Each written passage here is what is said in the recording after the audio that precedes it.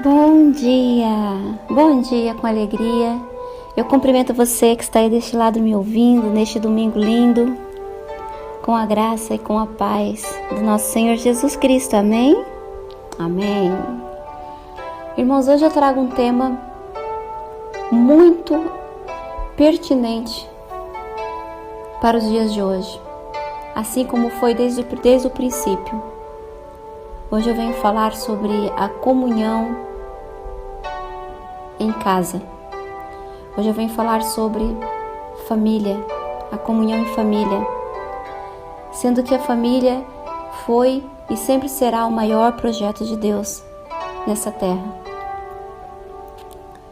E os textos base para esta palavra de hoje estão em Atos 2:42 e em 1 Timóteo 5:8, sendo que 1 Timóteo 5:8 diz assim: mas se alguém não cuida dos seus, e especialmente dos da sua família, tem negado a fé, e é pior que o incrédulo. Depois em Atos 2:42, vem nos dizer: e todos continuavam firmes, seguindo os ensinamentos dos apóstolos, vivendo em amor cristão, partindo pão juntos e fazendo orações. Aleluia. Nesses dois versículos nós vimos o quão importante é nós cuidarmos da nossa família, né? Deus diz aqui que quem não cuida da sua família tem negado a fé e é pior que o incrédulo. Depois ali em Atos 2:42, nós vimos em que consiste esse cuidado. Em continuar firme, seguindo os ensinamentos, vivendo em amor cristão, partindo o pão juntos e fazendo orações. Ora, irmãos, o que é isso senão a comunhão? O que é que nós estamos a ver aqui senão uma ordem vinda diretamente da parte de Deus para que nós cuidemos da nossa família através da comunhão. Daí eu dizer que a comunhão exemplar começa em casa. De nada adianta a comunhão, você ter comunhão com seus irmãos da igreja, você ter comunhão com seus amigos, se na sua própria casa você não tem uma comunhão com a sua família. Mas antes de entrar aqui, porque eu quero hoje, eu não disse, mas eu quero hoje partilhar com vocês 5 princípios de como ter uma boa comunhão em casa com a nossa família, como ter uma comunhão exemplar, como começar esse mandamento da comunhão com o exemplo de casa. Mas antes eu quero lembrar que a comunhão, nós sabemos que é o convívio entre pessoas, mas é um convívio que fortalece os laços de amizade, de amor e a própria fé. A comunhão, ela é fundamental desde lá do início do cristianismo. Na verdade, se a gente for pensar bem, desde o Antigo Testamento.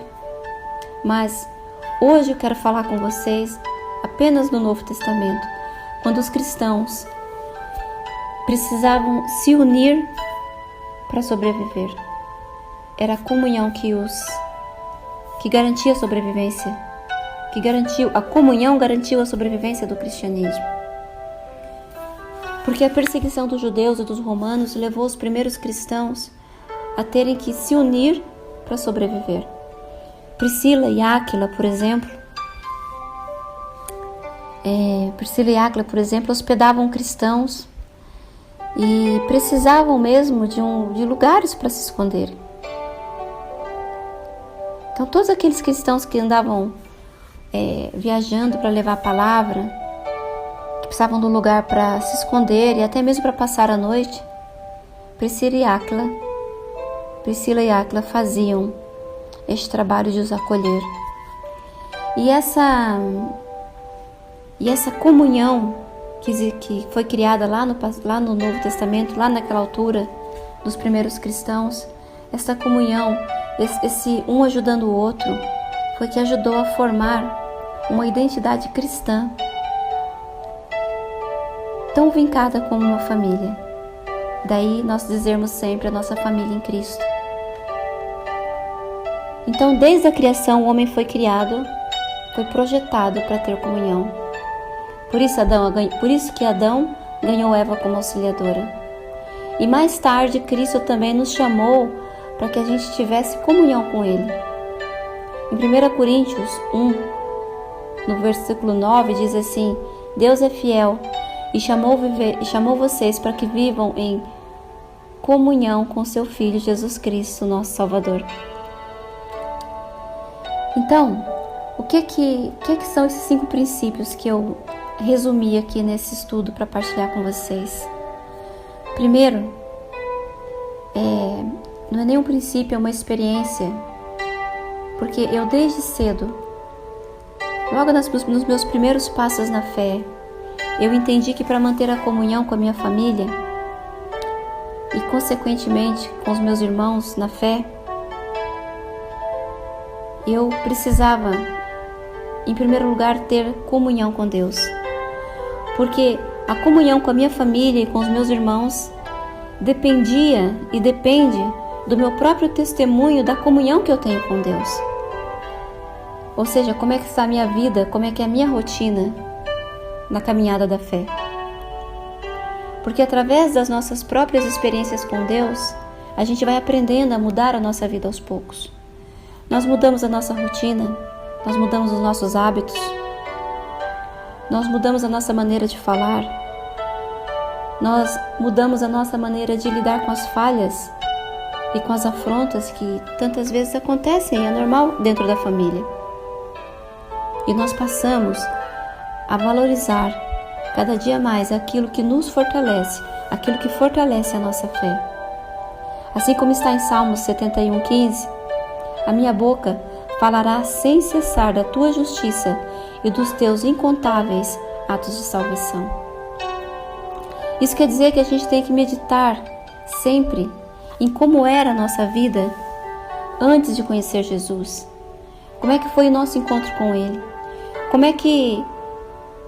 O que Cristo desde então tem feito na nossa vida? Porque pensando e buscando sempre a Deus, a gente está sempre aprimorando o nosso caráter cristão. E essa busca nos ajuda também a obter conversas saudáveis. Sabe, a gente consegue levar uma palavra de conforto e fé para alguém que está passando por alguma tribulação. Com as nossas experiências, nós vamos conseguir ajudar outras vidas, a começar pelas vidas dentro da nossa casa. Portanto, ter um testemunho, pensar sobre isso, considerarmos importante as coisas de Deus em primeiro lugar, para que a gente possa, com autoridade de quem vive aquilo que fala, passar isso para os nossos irmãos quando necessário. Como eu disse, o nosso testemunho tem tudo a ver com a nossa comunhão com Deus. Porque antes mesmo de pensar em ter comunhão com os nossos irmãos, a gente tem que se empenhar em ter comunhão com Deus. Pois se tivermos comunhão com as pessoas, mas a gente não tiver o principal, que é a comunhão com Cristo, com o tempo, essa comunhão vai se perdendo. E nós viveremos, agora falando da fé, da família na fé, nós viveremos na igreja como quem vai a um clube apenas pelas amizades, e não por Cristo. Esse era o primeiro ponto que eu queria passar para vocês. O segundo tem a ver com o nosso vocabulário. Nós temos que rever sempre o nosso vocabulário. Porque quando a gente fala, eu tenho que rever o vocabulário, se calhar pensamos logo em palavrões, em respostas ríspidas, mas não é só isso que a gente tem que mudar. A gente precisa dar um bom testemunho, reclamando menos, falando menos da vida dos outros, fazendo menos juízo de valores, criticando menos. Precisamos nos focar em sermos agradáveis. Precisamos ser pessoas, verdadeiros cristãos. Porque ser cristão é seguir e buscar o caráter de Cristo. E Cristo tinha sempre uma palavra de ânimo. Cristo, nosso Jesus Cristo, ele sempre conseguia puxar as pessoas do abismo com amor. Ele falava todas as verdades com amor. A gente tem que pensar antes de abrir a nossa boca se aquilo que a gente vai falar é útil, se é agradável, se vai acrescentar alguma coisa, ou se é apenas uma murmuração. Em Efésios 4:29 diz: nenhuma palavra torpe saia da sua boca. Nenhuma palavra torpe saia da sua boca. Nenhuma palavra torpe saia da boca de vocês, assim é que é, mas apenas o que for útil para edificar os outros, conforme a necessidade, para que conceda graça aos que te ouvem. Efésios 4:29. Então nós vimos aqui que da nossa boca, quando diz assim, não saia a palavra torpe da boca de vocês, apenas a que for útil para edificar os outros, e conforme a necessidade, é justamente isso que eu acabei de dizer. A gente tem que pensar naquilo que a gente vai falar. Vai edificar? É necessária? Vai conceder graça a quem ouvir? Lendo assim este mandamento parece fácil, né? Mas hoje, com as redes sociais, se a gente transferir esse pensamento sobre mudar o vocabulário para as redes sociais, eu até arrisco ir mais longe. Será que as nossas postagens nessas redes sociais levam vida, levam esperança para as pessoas? Ou levam só apenas reclamações, críticas, vendendo uma imagem muitas vezes de algo que não é verdade? Porque vocês sabiam que vender uma imagem de uma coisa que não é real na internet também estamos cometendo o pecado da mentira? Outro dia me apanhei meditando sobre isso. As pessoas diziam assim, só quero pôr o que é bom na internet, só o meu lado bom. Até aí nem vejo nada de mal. Mas quando as pessoas põem algo parecendo bom, mas na verdade não é nada daquilo que ela vive, é uma mentira. Estamos pecando contra o Espírito Santo. Estamos a pecar contra Deus. Depois, quantas postagens também nós podemos ver de cristãos satirizando líderes de outras igrejas, ridicularizando pessoas, pastores, fazendo memes com piadas de duplo sentido usando a palavra de Deus. Nós precisamos urgentemente mudar esse hábito. Mudar esse hábito de fazer piada, anedotas com a fraqueza do outro, ou com aquilo que o outro faz e a gente acha que não é o correto ou que não está bom. Nós precisamos postar menos e agir mais.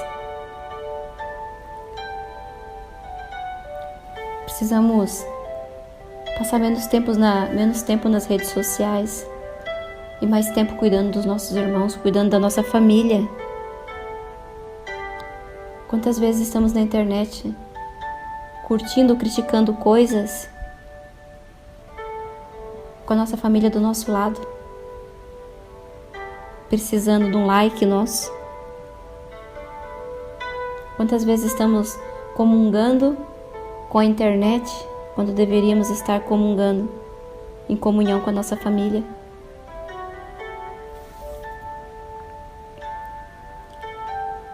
Como nós lemos no versículo acima, que as nossas palavras ditas ou escritas, sejam para o que for, que sejam úteis para edificar conforme a necessidade. Então, antes de apertar o Enter, pense se o que você vai publicar vai edificar, se é útil, se é necessário. Antes de agarrar no seu telemóvel, olha para o lado e veja se a sua família não está precisando de um momento de comunhão. Ou se você não tem um amigo para visitar, que também está precisando de um momento de comunhão.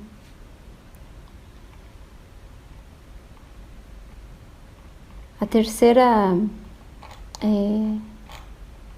terceiro princípio que eu queria partilhar com vocês é a nossa forma de pensar. Porque uma outra forma de manter uma boa relação na comunhão é mudar a nossa forma de pensar. E isso tem muito a ver com o que nós falamos. Acabamos de falar sobre o vocabulário.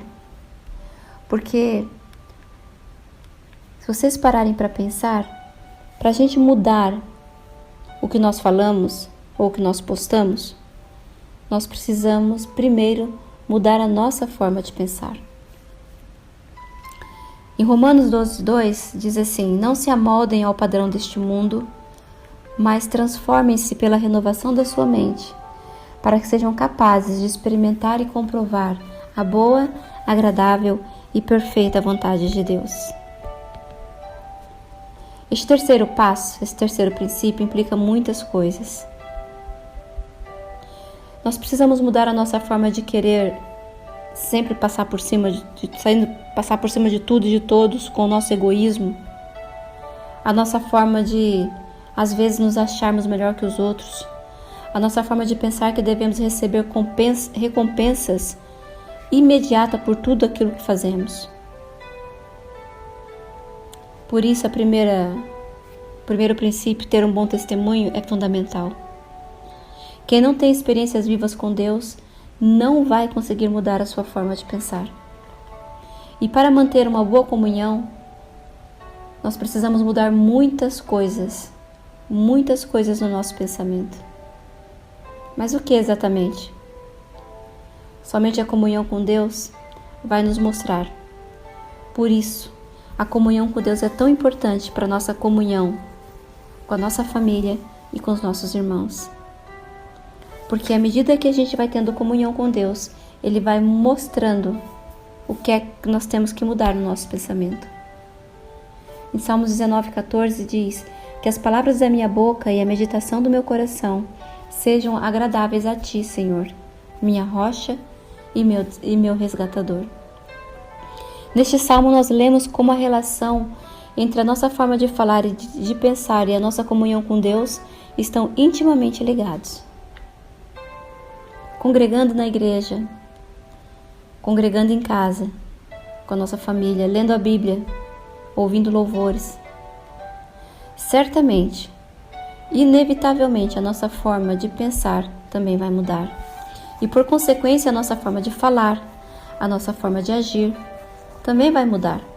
E isso vai nos manter em comunhão com Deus e, consequentemente, vai mudar, vai transformar a nossa comunhão com a nossa família, a comunhão com os nossos irmãos. O terceiro princípio é a nossa natureza, a quarta, é a nossa natureza carnal. Nós temos que matar a nossa natureza carnal.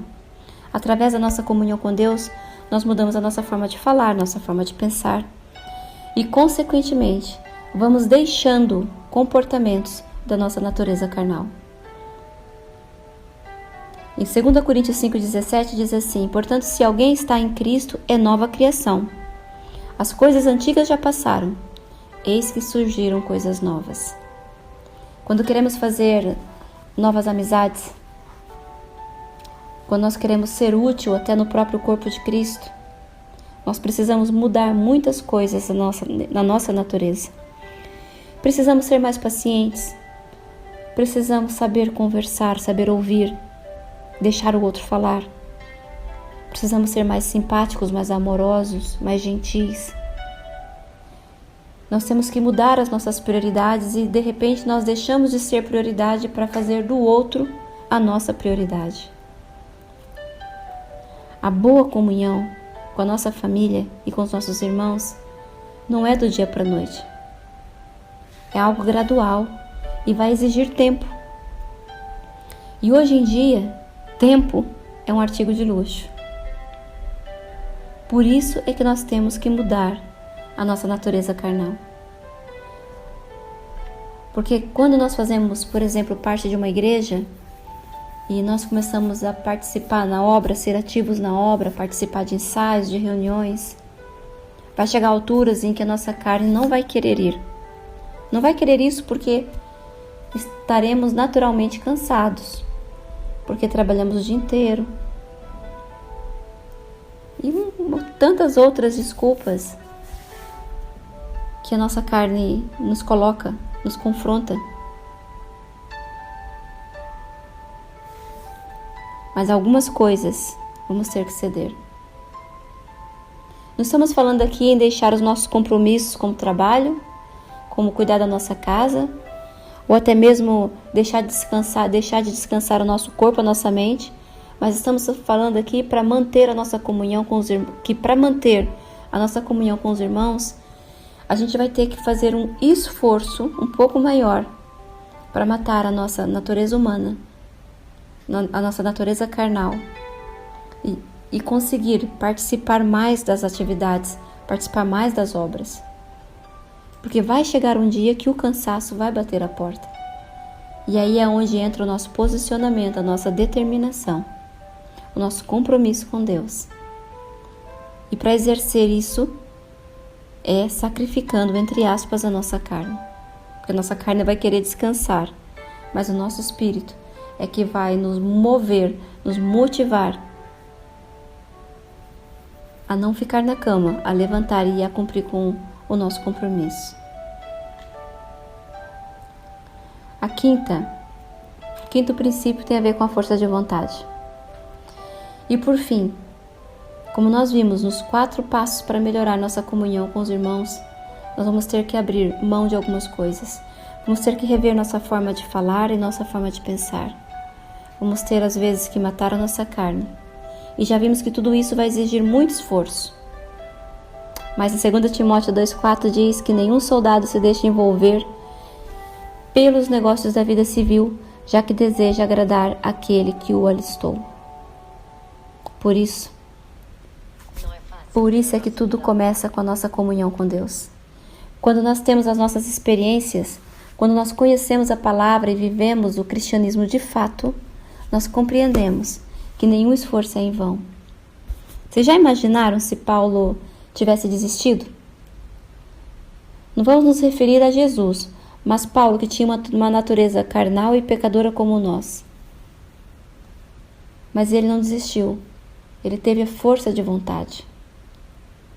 Por isso tudo suporta por causa dos eleitos, para que também eles alcancem a salvação que está em Cristo Jesus, com glória eterna. 2 Timóteo 2,10.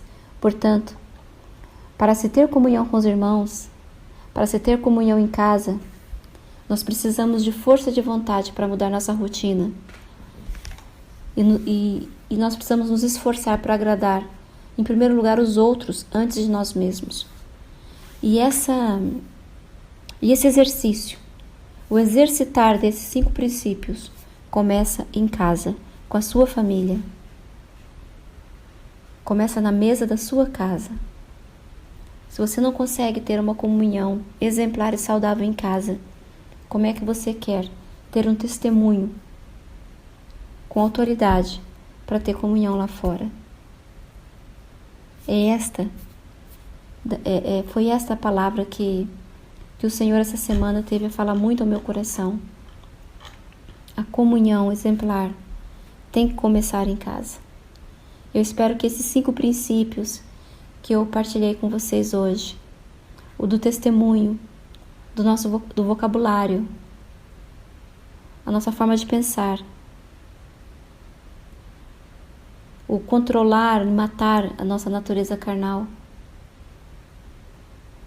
e principalmente a força de vontade. Esses 5 princípios. Espero que esses 5 princípios possam te ajudar a fortalecer ou até mesmo a desenvolver uma comunhão exemplar dentro da sua casa.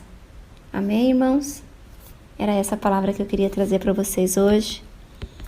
Eu me despeço de vocês com um beijinho muito grande no coração de cada um. Fiquem com Deus e até o próximo domingo, se Deus quiser e a gente sabe que Ele sempre quer. Amém.